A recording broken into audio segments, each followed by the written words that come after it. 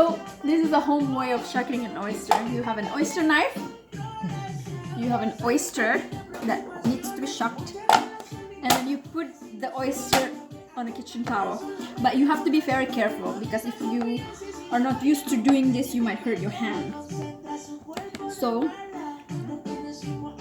this is, I guess, facing up. And you find a groove here. You find a groove until you feel like it's locked in, and then you open it. It's that simple. Sorry, Jim, your kitchen towel will need to be washed after this. But this is the used one, right? That I used. I didn't take a new one, so that's how you do it. So now it's open. So when you find the groove and it's locked in, and now, but just before we opened the oyster, it was still alive. As soon as it's cracked open, it's dead. So we just killed an oyster, basically. Wow. So now it's open. So how you know it's fresh? Because the liquid is still there. The juice is still there. That means it's still, it was alive. It wasn't dead. So it's safe to eat and it's juicy. You see?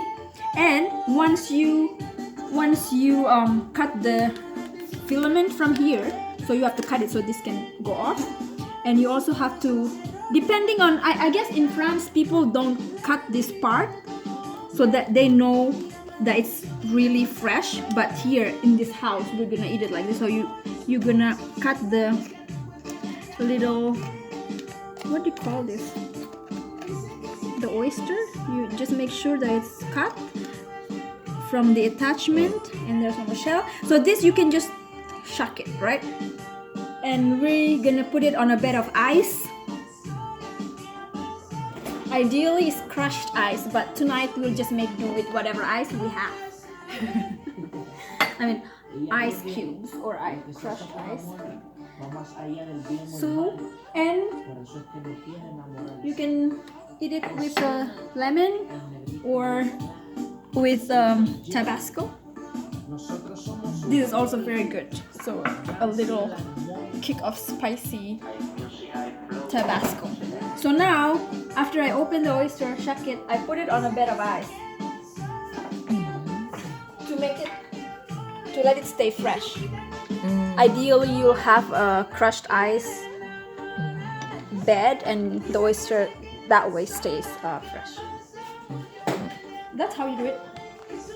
So I'm gonna do another one so we can all eat soon.